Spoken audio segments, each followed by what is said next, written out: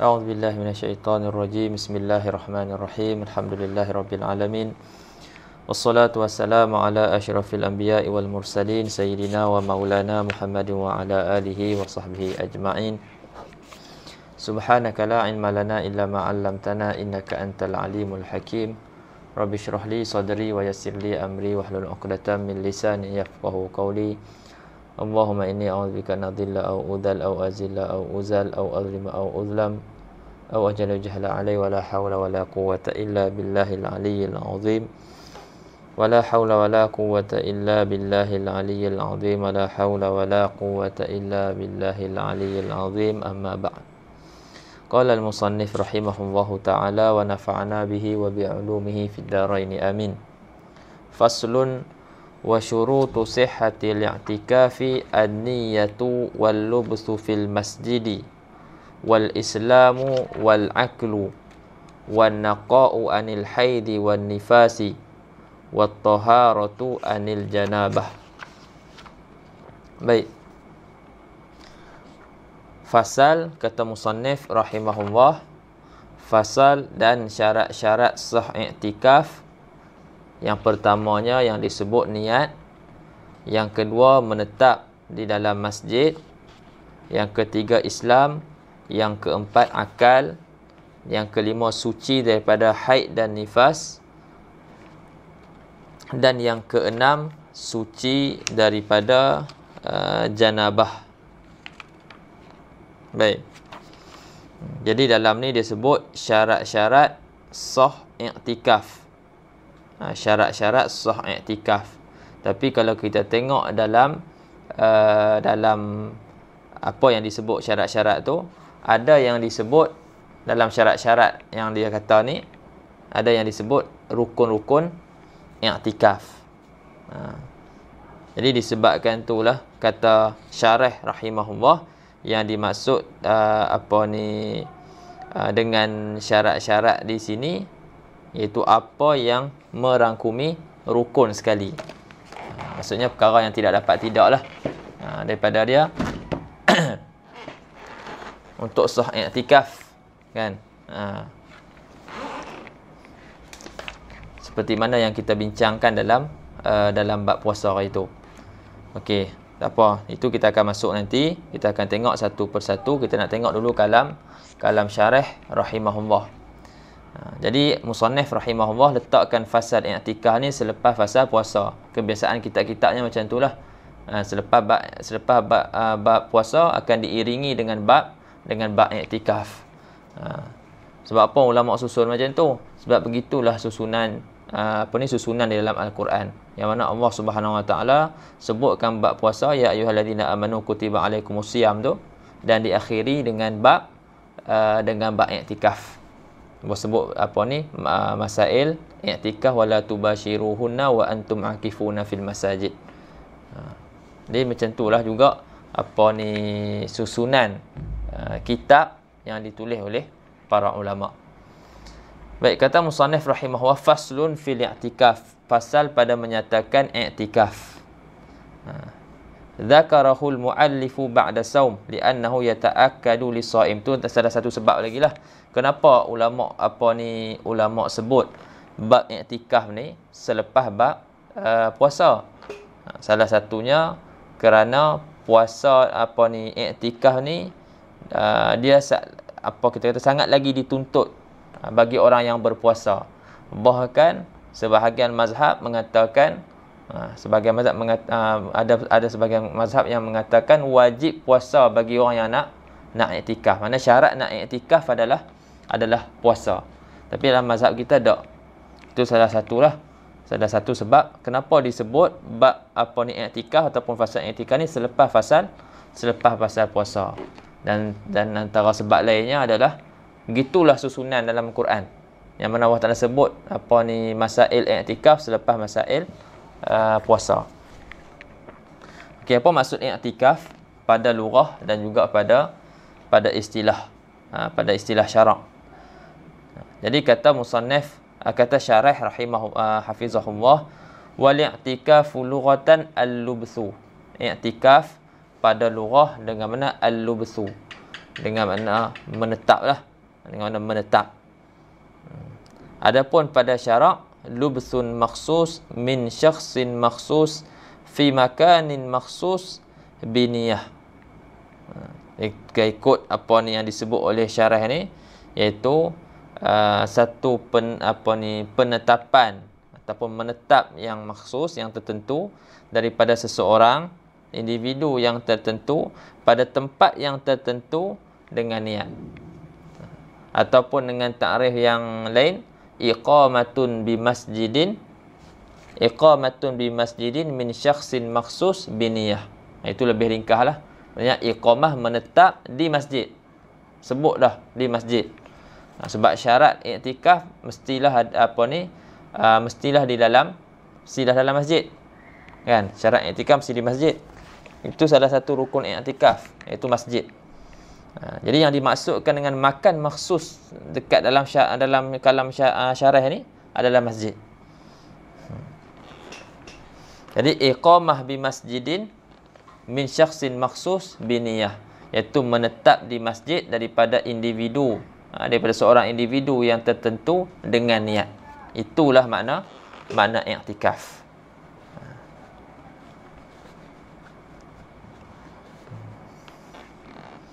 Jadi dalam takrif ni kita dapat daripada takrif ni empat rukun iktikaf. Kan, 4 rukun iktikaf. Yang pertama al-mu'takif tu sendiri, orang yang iktikaf. Kemudian yang kedua niat. Yang ketiga al-lubs, iaitu menetap, dan yang ketiga masjid, dan yang keempat masjid. Itu 4 rukun iktikaf.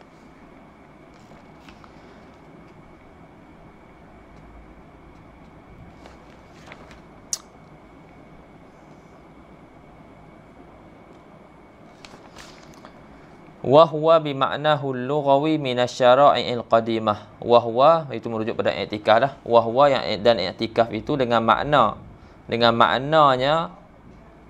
pada lughah itu adalah daripada syariat-syariat yang dahulu. Maksudnya i'tikaf ni bukanlah kita kata khusus dengan umat Nabi Muhammad sallallahu alaihi wasallam, macam puasa jugalah. Dia bukan khusus dengan umat Muhammadiyah ni. Cuma yang khususnya adalah kaifiyah, cara puasa tu. Sini pun sama jugalah. Lepas tu katanya wa amma bil kaifiyatil makhsusah fala mani'a min an yakuna min khususiyati hadhil ummah. Adapun dengan caranya yang tertentu, maka tidak ada mani', tidak ada tegahan lah. Tidak ada tegahan bahwasanya dia itu termasuk daripada khususiat umat ini. Wal aslu fi masyru'iyyati, dan asal pada pensyariatannya adalah qauluhu ta'ala, firman Allah Ta'ala, wala tubashiruhunna wa antum akifuna fil masajid. Dan janganlah kamu setubuhi isteri kamu sedangkan kamu sedang beriktikaf di dalam masjid. Jadi siapa yang beriktikaf di dalam masjid, haram untuk dia setubuh isteri dia. Jadi contohnya dia balik ke rumah. Dia balik ke rumah ada hajat. Jadi waktu dia balik ke rumah ada hajat tu, dia tak boleh nak setubuh isteri dia sebab dia masih dalam iktikaf. Wa hadisus sayyidah Aisyah radhiyallahu taala, dan juga hadis asal pada pensyaitannya adalah firman Allah Taala, dan juga hadis Sayyidina Aisyah radhiyallahu taala anha, anna Nabi sallallahu alaihi wasallam kana ya'takiful ashral awakhir min Ramadan. Maksudnya Nabi sallallahu alaihi wasallam ia beriktikaf pada 10 hari yang terakhir daripada bulan Ramadan, hatta tawaffahum wa huwa azza wa jalla, sehinggalah Allah Subhanahu wa taala mewafatkan baginda Nabi sallallahu alaihi wasallam. Thumma i'takafa azwajuhu min ba'di, kemudian isteri-isteri baginda pula selepas itu i'tikaf.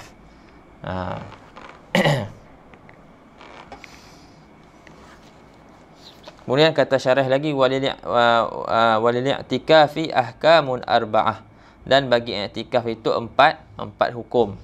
Yang pertama an-nadbu, sunat, wa huwal aslu fihi, dan ia adalah asal. Hukum sunat ni adalah asal pada i'tikaf. Wa fil ashril awakhir min Ramadan akadu, dan i'tikaf pada 10 hari yang terakhir daripada bulan Ramadan itu lebih dituntut. Lebih dituntut lah, maknanya kita kata tuntutan sunat dia lebih kuat berbanding pada waktu-waktu yang lain. Itu yang pertama. Yang kedua, hukum al-wujub. Hukum wujub idza nazarahu, apabila ia nazarkan i'tikaf. Jadi asal dia sunat, bila dia nazar jadi wajib. Yang ketiga, al-hurmah. Yang ketiga, hukum haram. Wahia al-hurmah ni, hukum haram ini ala kismain, atas dua bahagian. Kita kata ada dua keadaan lah, kan. Yang pertama, hurmah ma'as sihah. Yang pertama, hukum haram serta sah i'tikaf tu. Ni macam mana keadaan dia ni? Haram serta sah ni. Kama fi i'tikafil mar'ati bi ghairi idni zawjiha, seperti mana pada i'tikaf orang perempuan dengan ketiadaan izin suaminya. Jadi dia nak pergi i'tikaf kat masjid, dia kena minta izin dulu suami dia. Kalau suami dia izin, barulah boleh dia pergi i'tikaf. Kalau suami dia tak izin, dia pergi i'tikaf juga, hukum dia haram, tapi i'tikaf dia tu sah. I'tikaf dia sah.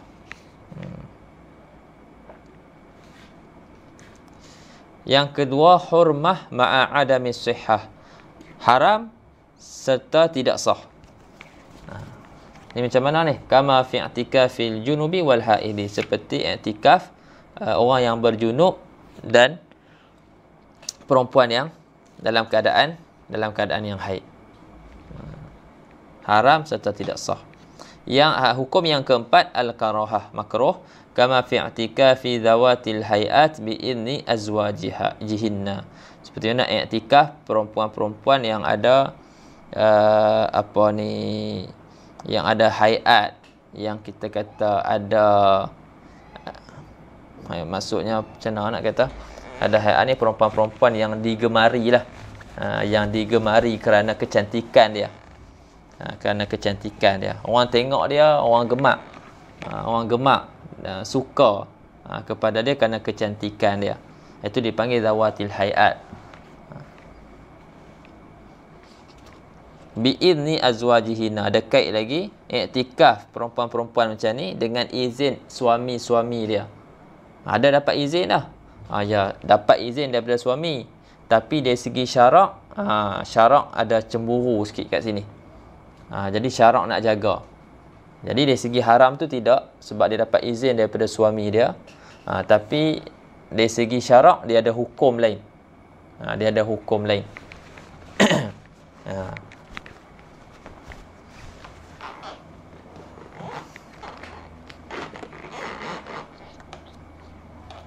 Baik ya. Itu hukum secara ringkaslah, hukum berkaitan dengan i'tikaf. Ada 4.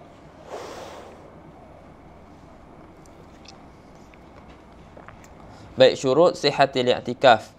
Al-murad bi syurut huna ma yashmalul arkan. Yang dikenaki dengan syarat-syarat di sini iaitu apa yang merangkumi rukun-rukun sekali. Lepas tu dia kata, jadi 2 yang pertama tu rukun lah, dan 4 yang kemudian itu adalah syarat.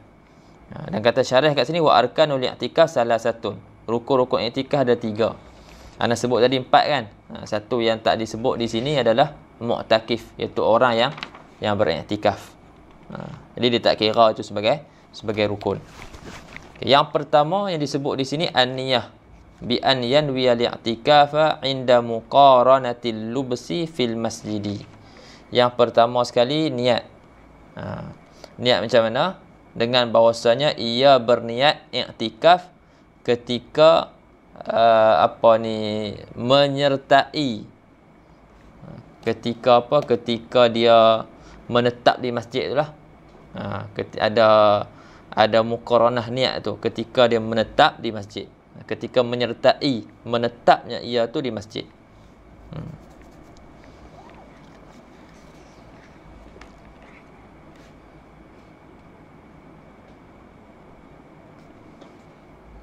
Okey, tak apa, kita baca ada masalah dia buat ni.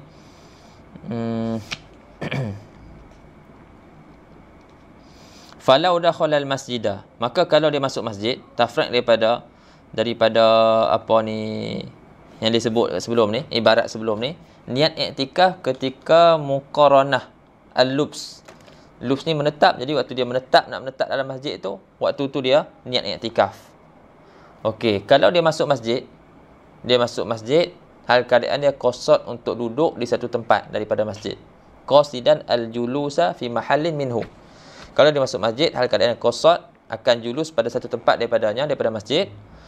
Dia kata ushturita li sihhati li'tikaf, disyaratkan untuk sah i'tikaf imma ta'khirun niyyati ila maudhi'i julusihi, disyaratkan sama ada dia mentakhirkan niat dia kepada tempat duduk dia. Dia nak duduk kat mana? Okey, dia takhirkan niat sampai kepada tempat duduk dia. Wa imma muksuhu, ataupun kita kata dia menetap akibadukhulihi, dia menetap selepas dia masuk masjid, qadran, satu kadar, yusamma ukufan, satu kadar yang dinamakan sebagai ukuf, satu kadar yang dinamakan sebagai, dia tu dikira sebagai menetap. Sebab apa dia buat macam tu? Dia kena buat macam tu sebab apa? Litakunu niyatihi muqarinatan lil i'tikaf, supaya adalah niatnya itu menyertai i'tikaf. Kan syarat kena ada muqaranah. Ganggu Ustaz nah. Ustaz.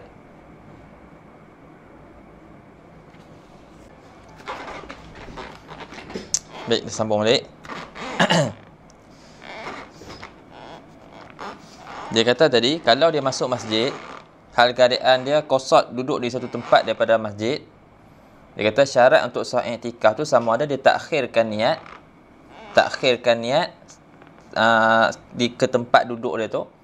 Dia masuk tu dia tak niat lagi.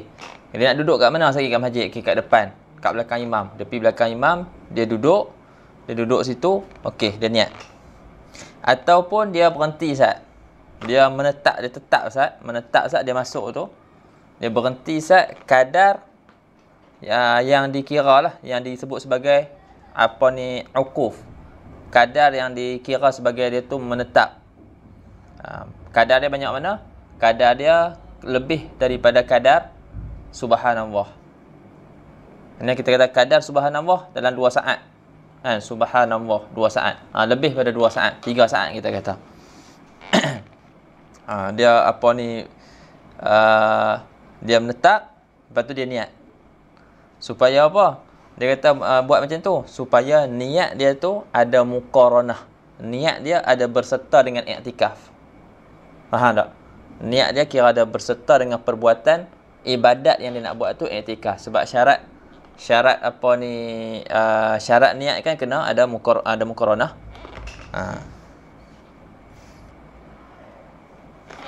Jadi tak boleh lah kalau dia masuk masjid dalam keadaan dia berjalan, lepas tu dia niat. Faham tak? Sebab kat situ tak ada muqaranah dengan i'tikaf. Itu maksud kalam syarah ni yang kita baca ni. Bi khilafi, dia kata kan, bi khilafi ma launa wa hala dukhulihi wa huwa sairun. Bersalahan keadaannya kalau dia niat pada ketika masuk dia tu, sedangkan pada ketika tu dia sedang berjalan. Dia niat waktu dia masuk dan ketika dia sedang berjalan.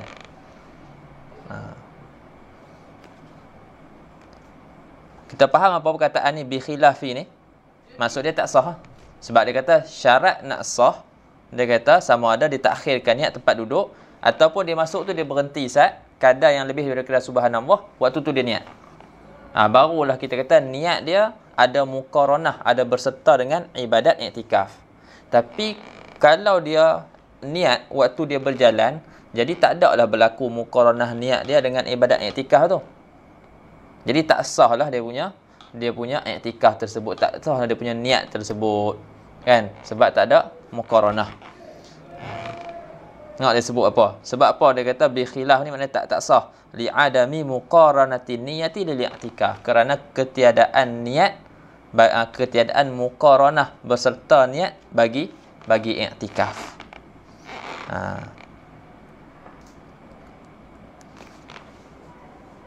Dia faham? Kadza qal. Macam itulah dia kata. Macam itulah yang disebutkan oleh syarah. Tapi dia buat dah nombor 2 tu. Dia buat nombor 2 tu, dia kata qala Syabra Malisi bi khilafi ma law nawa hala dukhulihi wa huwa sairun li adami muqaranatin niyati lil i'tikaf. Jadi fahamnya ni kalam Syabra Malisi lah. Kadza bahath fal fal yuraja'.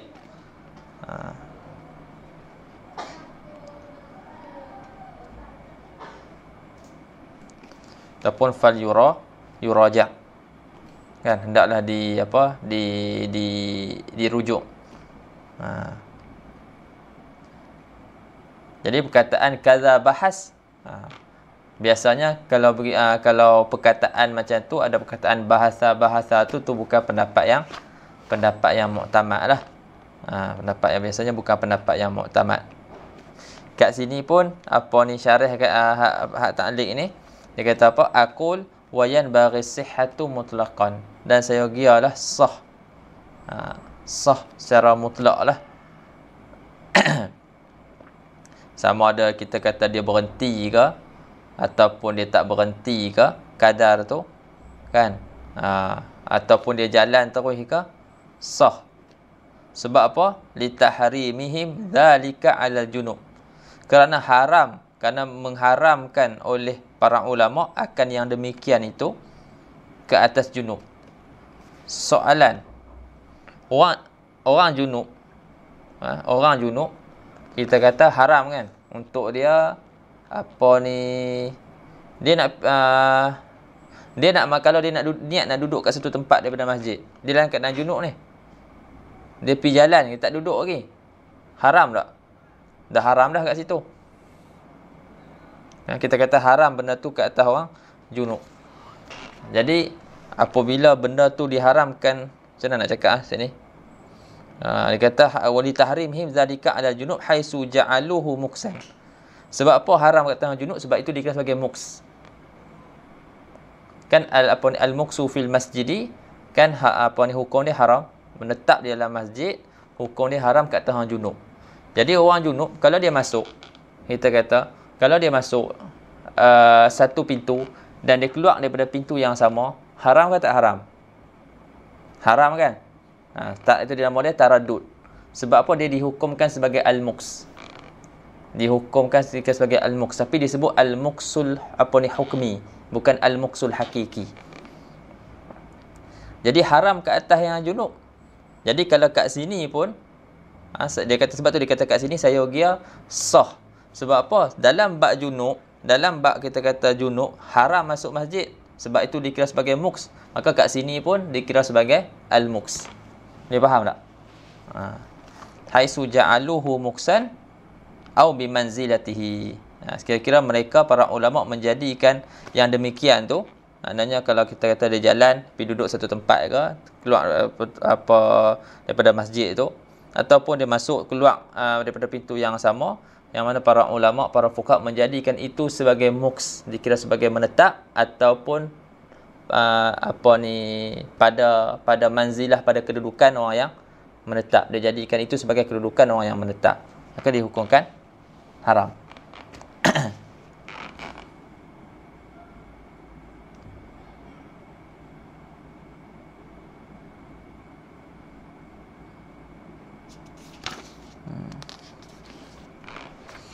Jadi boleh, tak ada masalah. Kalau kita kata orang salah selamat, dia masuk dalam masjid dan dia nak keluar, dia taradud, kita kata taradud dalam masjid, boleh, tak ada masalah untuk dia niat. Sebab dia dikira sebagai al-muks, tapi al-muksul hakiki. Boleh faham? Dia masalah dia dekat al-murur. Al-murur apa? Dia masuk pintu A, dia keluar pintu B. Dia masuk masjid ni, dia keluar daripada pintu A, keluar pintu B. Kira nak lalu je lah, nak melewati masjid tu sahaja, tapi ikut dalam masjid.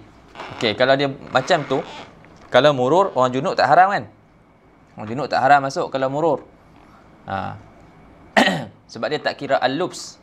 Jadi masalah hak iktikaf ni, orang murur boleh tak? Dia masuk satu pintu, dia keluar satu pintu. Jadi kat sana tak kira lubs, sini pun tak kira al-lubs, tak kira menetap. Jadi tak sah lah kalau dia sekadar murur, dia niat untuk iktikaf. Tapi qila yakfil murur lil iktikaf. Ada pandangan pandangan lemah. Disebut dalam Busyrah Karim, dia kata wa qila yakfil murur lil i'tikaf bila muqsin. Memada berjalan yakfil murur untuk i'tikaf, memada berjalan untuk i'tikaf dengan ketiadaan dia menetap, seperti mana wukuf di Arafah. Kan wukuf kat Arafah kan tak syarat pun dia menetap, sekadar murur pun saja pun okey dah, memada dah. Dalam bab haji. Jadi dia kata fayusannu lil mari fihi, maka disunatkan bagi orang berjalan melewati dalam masjid niyatul i'tikaf. Disunatkan dia niat i'tikaf ala hazal qaul, atas pandangan ini. In qalladahu, jika dia taklid pandangan ni. Wallahu a'lam. Okey.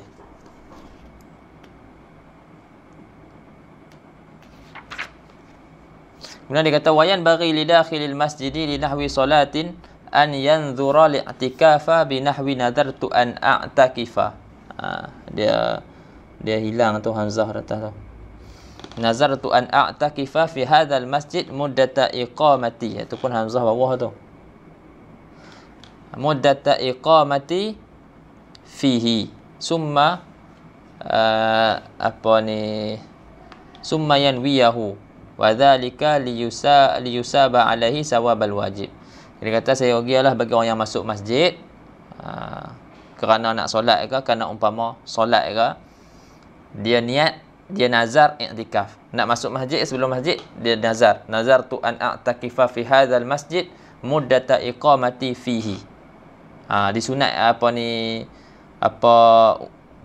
para fuqaha dia galakkan macam tu, buat macam tu. Maknanya sebelum masuk masjid dia sakit dia nak i'tikaf lah, tapi sebelum dia masuk tu dia niat nazar dulu. Niat nazar nak i'tikaf. Niat i'tikaf dalam masjid ni selama mana dia berada di dalam masjid tersebut. Lepas tu masuk masjid, summa yanwiyahu, kemudian dia niat dia niat i'tikaf. Sebab apa dia buat macam tu? Supaya dia diberi ganjaran ke atasnya ganjaran wajib. Ganjaran ibadat yang wajib. Sebab nazar kan wajib kan? Jadi asalnya sunat, dia niat jadi wajib, lepas tu dia masuk dia niat i'tikaf. Jadi dapatlah pahala wajib. Jadi yang demikian itu nazarnya akan i'tikaf dan kemudian niatnya itu supaya dia diberi pahala, diberi ganjaran atasnya sebagai ganjaran pahala yang wajib. Wa tajibu niyatul fardiyyati idza nadhara li'tikafa bi an yaqul nawaitu fardal i'tikaf aw i'tikaf al manzur. Jadi wajib dia niat fardiyah apabila dia nazar i'tikaf. Jadi bila dia masuk tu dia nak niat i'tikaf, maka dia niatlah nawaitu fardha al i'tikaf ataupun al i'tikaf al manzur. Kalau dia boleh niat biasa nawaitu al i'tikaf fi hadzal masjid lillahi ta'ala, cukup dah. Tapi bila dia dah nazar, lepas tu dia dah masuk nak niat, maka waktu tu wajib dia niat fardiyah. Dia sebut fard dalam dia punya, dia sebut perkataan fardu dalam dia punya niat dia. Dengan bahasa dia kata nawaitu fardal i'tikaf, macam tu pun boleh, atau nawaitu al-i'tikaf al-manzur pun boleh juga. Baik. Rukun yang kedua, wal lubsu. Wal lubsu iaitu menetap. Bi an yalbasa fihi fawqa tuma'ninati shalah sakinan aw yataraddada qadra zalika. Apa maksud lubs? Maksud menetap dengan bahawasanya ia menetap di dalamnya, dalam masjid, lebih daripada qadar tuma'ninah as-salah. Lebih daripada kadar tuma'ninah solah. Tuma'ninah solah kadar apa? Subhanallah. Itu kadar tuma'ninah solah. Lebih daripada kadar tu. Kita kata subhanallah 2 saat. Lebih daripada tu 3 saat. Hal keadaan dia menetap tu dalam keadaan dia sakinan, dalam keadaan dia tak bergerak, au yataraddad. Kerana dia tak bergerak, dia sakin, ataupun yataraddad, ataupun dia pi balik duduk dalam masjid tu, duduk berjalan dalam masjid tu kadar sedemikian, kadar yang lebih daripada kadar subhanallah. Dia tak syarat lah waktu dia nak niat tu nak kena duduk senyap macam tu je. Tak. Sama ada sakin, ada lubsu, sama ada dia menetap tu, sama ada menetap memang nak kena duduk satu tempat ke saja, ataupun boleh jalan-jalan juga. Dua-dua boleh, sama ada dia menetap satu tempat ataupun dia berjalan-jalan pun tidak ada masalah. Dan boleh juga dia niat waktu dia berjalan tu, sebab dia diiktibar sebagai lubs, tapi lubs hakiki, hukmi. Wala yushtaratu li sihhatil i'tikaf an yakuna al-mu'takif sha'iman. Adakah disyaratkan orang yang iktikaf ni berpuasa? Dia kata tidak disyaratkan untuk sah i'tikaf itu bahwasanya orang yang beriktikaf itu orang yang puasa. Bal yustahabbu faqat, bahkan disunatkan sahaja. Jadi iktikaf dalam keadaan berpuasa itu bukanlah syarat untuk sah i'tikaf dalam mazhab kita. Cuma disunatkan khuruj minal khilaf. Sebab nak keluar daripada khilaf mazhab Imam Malik yang mengatakan mensyaratkan puasa untuk i'tikaf. Kemudian i'tikaf ni ada masa-masa dia tertentu ke? Jadi kata syarih, wa yasihhu li'tikaf fi jami'il awqat, dan sah i'tikaf pada semua waktu. Pada semua waktu. Sama ada waktu tu waktu diharamkan solat ke, kan? Waktu yang tidak diharamkan solat lebih-lebih lagi lah. Waktu yang diharamkan solat pun disunatkan i'tikaf pada waktu tersebut. Siang ke, malam ke, disunatkan i'tikaf. Jadi sah i'tikaf pada sekalian waktu, fa yasihhu i'tikaful laili wahdahu. Maka sah i'tikaf pada waktu malam sahaja, dan sah juga i'tikaf pada waktu siang sahaja. Cuma sunat bila kita i'tikaf waktu siang, okey, sunat sekali dengan malam sekali. Tak. Tapi kalau dia nak ambil malam saja i'tikaf pun boleh, tak ada masalah. Fa yasihhu i'tikaful laili wahdahu, sah i'tikaf waktu malam sahaja, wal i'tikaf fil awqatil lati tahrumu salatu fih, dan sah i'tikaf pada waktu-waktu yang diharamkan solat padanya, dan sah juga i'tikaf wa fil ayyamil lati la taqbalu sauma, dan sah juga i'tikaf pada hari-hari yang tidak menerima puasa. Yang tak terima puasa, tak boleh puasa pada hari tersebut. Seperti kal idai ni, seperti puasa pada 2 hari raya, Aidilfitri dan Aidiladha, wa ayyamit tasyrik, dan puasa pada hari-hari tasyrik pun boleh juga nak i'tikaf pada hari tersebut. Kemudian rukun yang ketiga, wa an yakuna lubsu fil masjidi. Ini merujuk kepada rukun yang ketiga, iaitu masjid. Menetap tu berlaku dalam masjid. An yakuna lubsu, dan bahwasanya menetap itu di dalam masjid al-khalisil masjidiyah. Masjid yang kita kata masjid yang betul-betul masjid lah, yang memang kita kata dah jadi masjid. Macam mana nak cakap al-khalis al-masjidiyah ni? Yang kita kata keadaan dia tu memang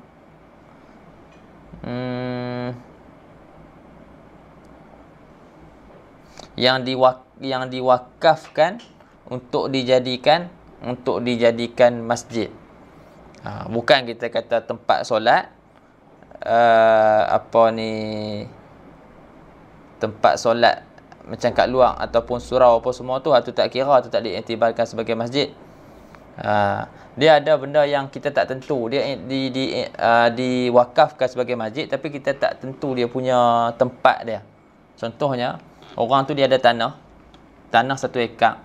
Jadi dia kata separuh hektar ni ataupun 1/3 tanah ni, dia kata aku wakafkan sebagai masjid. Jadi bila dia kata 1/3 wakaf sebagai masjid, 1/3 tu yang mana? 1/3 yang belah ni ke? 1/3 yang tengah ke, ataupun 1/3 yang kiri, kan? Ataupun nak kira 1/3, nak kira apa ni, menegak ke, melintang ke, jadi 1/3 yang mana? Ini kita kata kita panggil masjid sya'i', kan? Yang mana juzuk masjid tu sya'i', dia ghair muhaddad, dia tidak ditentukan. Masjid macam ni pun tak boleh untuk kita tak boleh untuk kita i'tikaf, sebab dia tak dikira sebagai al-khalis al-masjidiyah. Tuan nak terjemah macam mana? Bagi cadangan sikit. Ada boleh faham kot daripada penjelasan tu.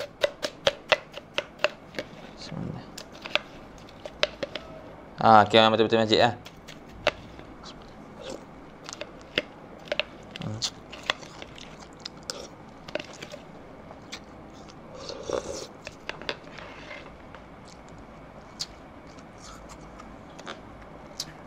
Kalau kat Malaysia ni, dia apa masalah Sayyidina Ahmad, yang mana yang diwartakan sebagai masjid?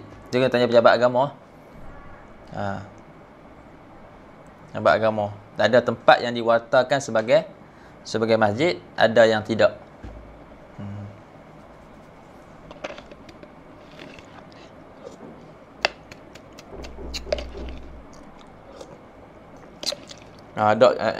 Ada yang masjid macam tu, dia wartakan dewan utama tu dalam masjid. Tapi ada yang tak, maknanya tepi-tepi tu sekali.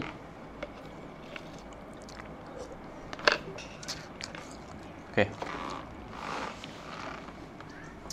Jadi kata syarih, fala yasihu li'tikaf fi ghairi masjid kal madaris war rubut wa musallal ain. Maka tidak sah i'tikaf pada selain masjid, seperti madrasah-madrasah dan ribat,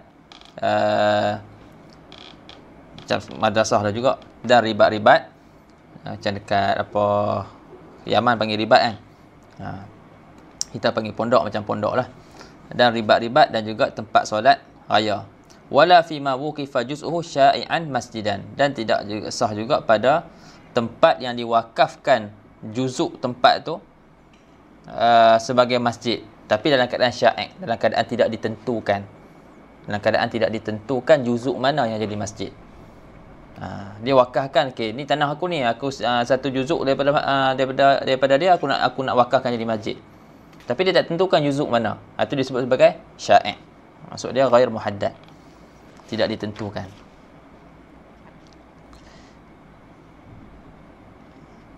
Lepas tu kalau dia pergi masuk juga tanah tu, dia pergi niat i'tikaf, sah tak? Tak sah.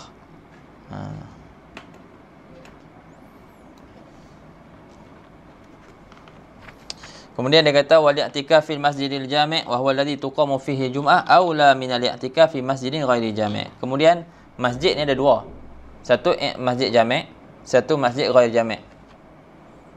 Satu masjid jami', satu masjid ghair jami'. Biasa dengar kot. Kalau dalam kat Kedah ni banyaklah ada masjid-masjid yang apa ni, kita tanya ada Jumaat lah. Tak ada, masjid ni tak ada, ni masjid ghair jami'. Maksudnya masjid ghair jami' tu masjid yang tidak didirikan padanya Jumaat, masjid jami' masjid yang didirikan padanya Jumaat.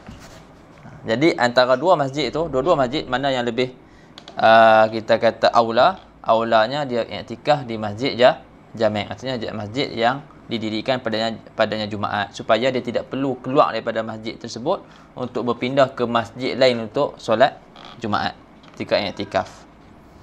Wal i'tikafu fil masjidil jami', dan i'tikaf pada masjid jami' wa huwa alladhi tuqamu fihi jum'ah. Masjid jami' itu adalah masjid yang didirikan pada Jumaat, lebih aula daripada i'tikaf fi masjidin ghairi jami'. Lebih aula daripada i'tikaf pada masjid yang tidak jami'. Khurujan, kerana keluar min khilafi man aujaba li'tikaf fil masjidil jami', kerana keluar daripada khilaf mereka yang mewajibkan i'tikaf pada masjid jami'. Jadi ada daripada kalangan ulama yang mewajibkan i'tikaf pada masjid jami'. Walikai la yastaghnil mu'takifu walikai yastaghniyal mu'takifu anil khuruj li salatil jum'ah, dan supaya tak berhajat orang yang i'tikaf itu daripada keluar untuk solat Jumaat.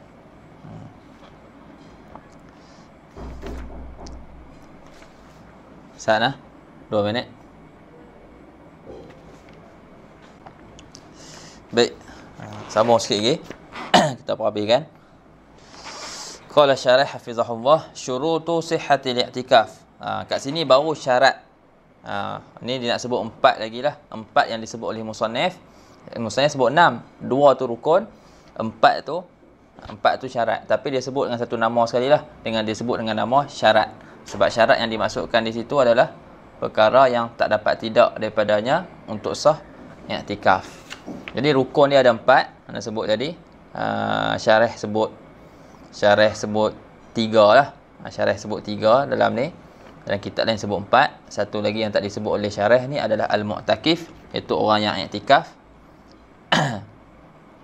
Adapun yang 3 lagi semuanya telah disebut oleh syarih lah, iaitu niat, al-lubs iaitu menetap, dan yang keempat masjid, ataupun perkataan lain al-mu'takaf fih, tempat yang diiktikaf padanya, iaitu masjid. Sekarang ni kita nak tengok pula syarat-syarat sah i'tikaf. Kata syarih, wa syurutu sihhatil i'tikaf arba'atun, syarat sah i'tikaf 4. Yang pertama al-Islam. Fala yasihhu i'tikafu min kafirin, maka tidak sah i'tikaf daripada orang kafir. Sebab apa tak sah? Li tawaqqufil i'tikaf 'ala niyyah, kerana terhentinya sah i'tikaf itu ataupun tergantungnya sah i'tikaf itu atas niat. Jadi nak sah i'tikaf kena niat. Dan orang kafir itu pula bukanlah ahli niat. Walaysa wa huwa laysa min ahliha, dan dia orang kafir itu bukanlah ia daripada ahli niat. Orang yang tidak ada keahlian untuk niat. Kalau dia niat pun niat dia tak diiktibar. Sebab apa? Sebab syarat niat itu adalah Islam. Okay. Yang kedua wal aqlu, akal. Fala yasihhu min majnun, maka tidak sah i'tikaf daripada orang gila, wa mughman alaih, dan orang yang pengsan, wa sakran, dan orang yang mabuk, wa nahwihim, dan seumpama mereka. Sebab apa? Illa niyatarum, kerana tidak ada niat bagi mereka.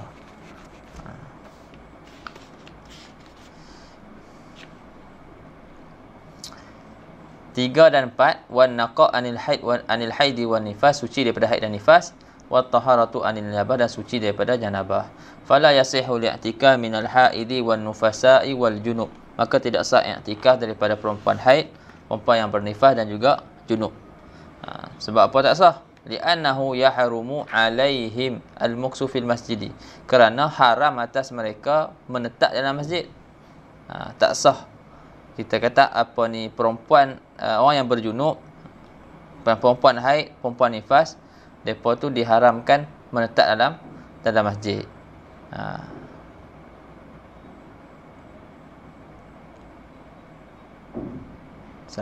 Hak ni yang kita sebut tadi kan, tak sah, lepas tu haram. Tak sah dan juga haram. Maka tidak sah i'tikaf daripada perempuan haid, perempuan nifas, dan juga orang yang junub, kerana diharamkan ke atas mereka menetap di dalam masjid. Wa dalilu hurmati, dan dalil pengharamannya, pengharaman masjid lah bagi orang haid dan juga junub ni, dan dikiaskan perempuan nifas ke atas perempuan haid. Dalil dia adalah sabda Nabi SAW, qaulun Nabi SAW, la uhilla al-masjida li haidin wala junub, aku tidak menghalalkan masjid bagi perempuan haid dan juga orang yang berjunub. Berkaitan dengan hadis tu boleh tengok nombor 1 kat bawah tu. Itulah sebuah sedikit secara ringkas. Sebenarnya banyak masail yang tak disebutlah dalam syarah ni. Dalam matan pun memang dah sikit sangat dah kan. Dalam syarah pun tak banyak sebenarnya. Tapi cuma untuk ini permulaan lah.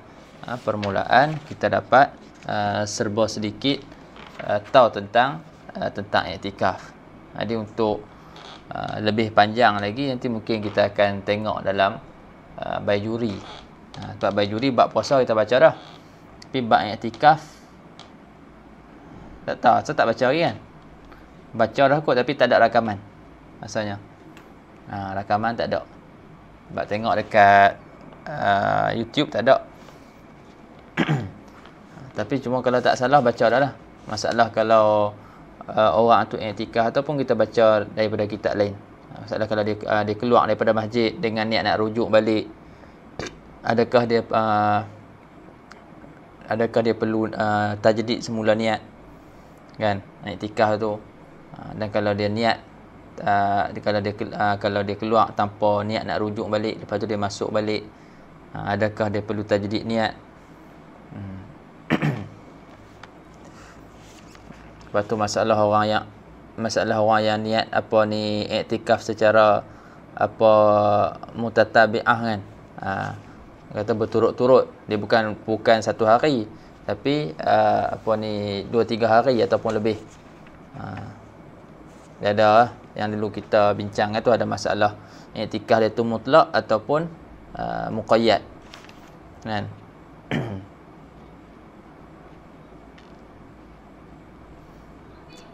Anda pun tak pasti sama ada kita baca dalam Bajuri ataupun baca daripada kitab lain.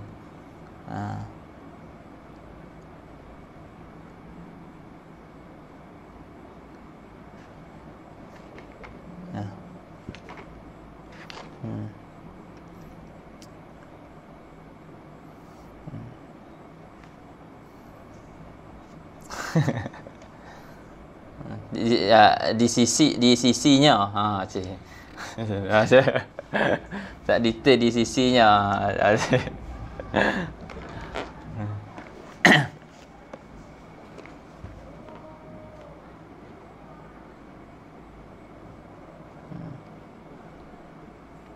Dia ada masalah apa? Masalah muqayyad tu dia bagi 2 pula. Kalau tak silap itu ana bagi 3 terus. Ana buat 3 terus. Mutlak, i'tikaf mutlak, muqayyad, satu lagi muqayyad dan muqayyad saja, lepas tu muqayyad wa biqaid. Wa biqaid ditawali.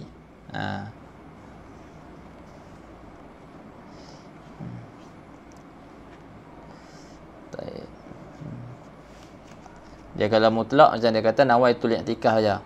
Okey, aku niat i'tikaf. Dia tak ada kata 3 hari ke 1 hari, 2 hari. Tak ada. Itu dia kaitkan dengan hari. Al-haq muqayyad tu dia katalah nawaitul i'tikaf salah satu ayam. Tu dikait dengan 3 hari. Betul hak ketiga tu muqayyad dan juga dengan kait berterusan.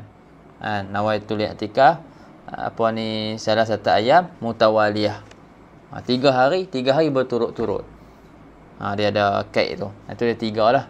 Lepas tu daripada situ tu dia adalah furuk-furuk, hukum-hukum yang berkait dengan tiap-tiap i'tikaf tu. Tu boleh tengok dekat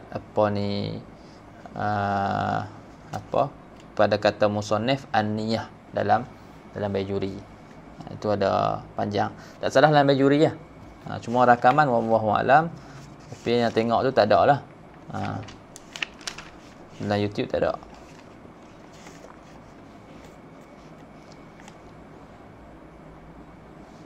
Wallahu a'lam.